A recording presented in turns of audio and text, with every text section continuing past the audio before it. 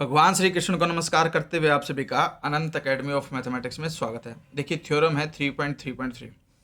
Late K be some extension of an infinite subfield F and F be a non zero polynomial in P N K, then there are infinitely many ordered n tuples alpha of elements of F such that sigma alpha of F is not equal to zero. ये तो होगी इस theorem की statement. इसमें कुछ चीज़ें नहीं आई है, तो आगे बढ़ने से पहले कुछ इंपॉर्टेंट बातें हैं जो आपको समझनी चाहिए। जैसे कि ये इन्होंने दिया कोरोलरी में कि the collection tau 1x, tau 2x, tau n(x) image of an element x, ये एलिमेंट x की इमेजेज है under the automorphism in the Galois group G from K to F, यानी कि टॉय 1, टॉय 2, टॉय n। ठीक है, ये ऑटोमॉर्फिज्म्स है, उनके अंदर जब हम एक्सपोर्ट करेंगे तो उसकी इमेज क्या बनेगी, टॉय 1x।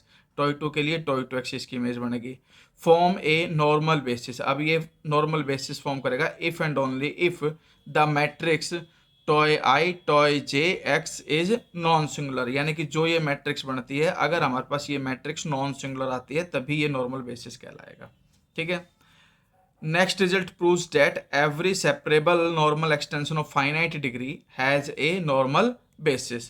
ये तो हमने ऑलरेडी पहले भी बता दिया कि जो separable normal extension of finite degree है has a normal basis. However we will prove the result for an infinite field first. अब इनफाइनाइट फील्ड के लिए हम चलेंगे और कुछ डेफिनेशन है जिनको आपको समझना है। जैसे if K is any field then P N K represents the collection of all polynomials in n indeterminates with scalars from the field K, यानी कि k कोई फील्ड है, इसके अंदर स्केलर्स होंगे, उनका यूज करके हम पी एन के यानी कि पोलिनोमियल का एक कलेक्शन होगा और हर पोलिनोमियल के अंदर इनडिटर्मिनेंट्स कितने होंगे, n। अगर पी एन के लिखा है तो इसका मतलब n इनडिटर्मिनेंट्स होंगे जो हमें फाइंड आउट करने होंगे। ठीक है, वेरिएबल्स। फिर सेकंड में ये बताया कि भाई k is any field and F X is a polynomial over f, कि भाई k कोई फील्ड है, F X polynomial over f है। अल्फा अगर k से बिलोंग करता है तो we define sigma alpha of f is equal to f of alpha. यहाँ जो भी होगा वो f ऑफ अल्फा में कन्वर्ट हो जाएगा।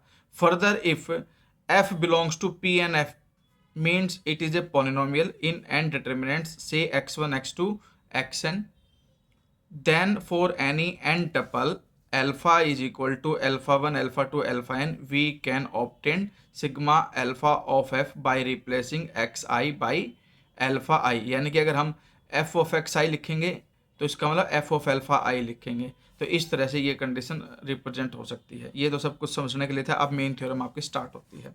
इस थ्योरम में हम क्या यूज करेंगे, mathematical induction on n is applied to obtain the required result for n is equal to 1। n is equal to 1 के लिए देखिए let F X be a polynomial of degree d। अब F X कोई polynomial ले लिया जिसकी degree हमने क्या ले ली, d। इन देखिए p1 के को हम p के ही लिख सकते हैं जो वास्तव में किसके इक्वल आ जाएगा, kx के ही इक्वल आ जाएगा, क्योंकि ये फिर p के यानी कि पोलिनोमियल ओवर k। ठीक है, then f can have at most d roots in f। अब डिग्री d है तो हमारे पास कंडीशन होती है कि ज़्यादा से ज़्यादा d रूट्स हो सकते हैं इन f में।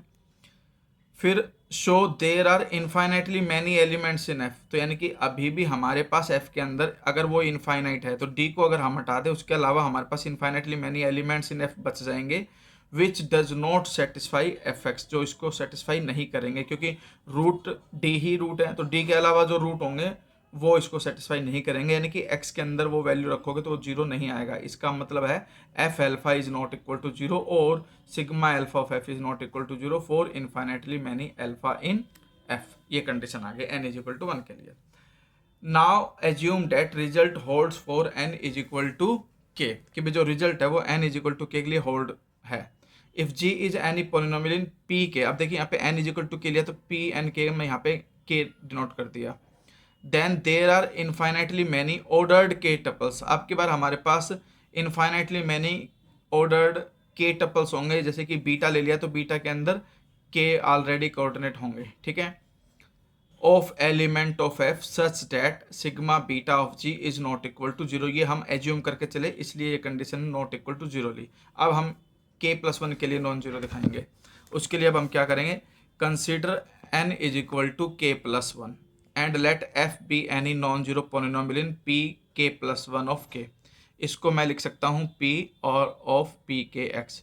सो वी में express F in the form. अब हम क्या कर सकते हैं कि भाई F को मैं एक्सप्रेस कर सकता हूँ G0 प्लस में G1 एक्स के प्लस वन, क्योंकि हमारे पास आपके पास जो कोऑर्डिनेट्स हैं वो k प्लस वन कोऑर्डिनेट हो सकते हैं।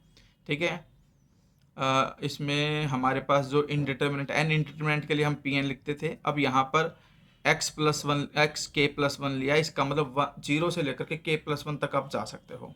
तो G0 G1 GK plus one G2 और यहाँ पर GT x की पावर t, यानी कि 1 2 3 अप टू x के प्लस वन की पावर t तक आप गए। ये आपका एक पोलिनोमियल बना जिसके अंदर G0 G1 G2 GT ये ऑलरेडी पोलिनोमियल इन पी के ऑफ के है। देखिए ये p था, ठीक है, उसके नाम का फंक्शन लिया, उस फंक्शन में फिर ऑलरेडी और फंक्शंस लिए जाएंगे।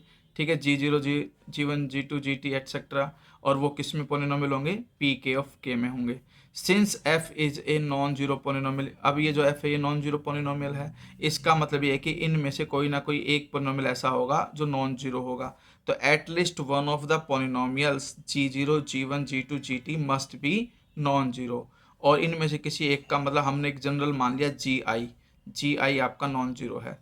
According to the induction hypothesis there are infinitely many ordered k tuples beta of beta 1 beta 2 beta k of elements of f such that sigma beta of GI is not equal to zero. अब हमारे पास क्या है, GI जो है वो किस में था, pk ऑफ k था। तो PMI के अंदर हम जब n को k लेकर चलते उसमें ये कंडीशन ऑटोमेटिकली सेटिस्फाई हो रही थी। For each of these k tuples beta is equal to this are polynomials. तो ये अपने आप में एक पोलिनोमियल हो गया जो नॉन जीरो हो गया। अब एफ बीटा का मतलब यहाँ पे sigma beta of G0, sigma beta of G1 k plus one, sigma beta of G2 k plus one square and so on, sigma beta GT x k plus one power t is a non zero polynomial in P के। यानी कि आपका एक अब ये single polynomial बन गया F beta के टर्म में। ठीक है, क्योंकि हमारे पास क्या था, P of P k plus के था, तो इसके लिए तो ऑलरेडी k आपके पास P k का तो G0 वगैरह एटसेट्रा यूज हो गया, हमारे पास अब एक P और बचा, तो इसलिए हम इसको P ऑफ k ही लिखेंगे सिंगल पोलिनोमियल। यानी कि केस वही बन गया आपके पास जहाँ पर n इज इक्वल टू क्या बन गया, 1। ठीक है, क्योंकि अब हमारे पास एक सिंगल फंक्शन बन गया टोटल मिला करके। तो so we conclude that there are infinitely many elements delta of f such that, अब उसमें तो अल्फा था आपके पास, हमने वैसे जनरली क्या ले लिया, डेल्टा ले लिया of f, such that sigma delta of f beta is not equal to zero, क्योंकि n इज इक्वल टू होने के लिए ऑलरेडी ट्रू था, तो उस कंडीशन के अकॉर्डिंग कंडीशन ट्रू हो जाएगी।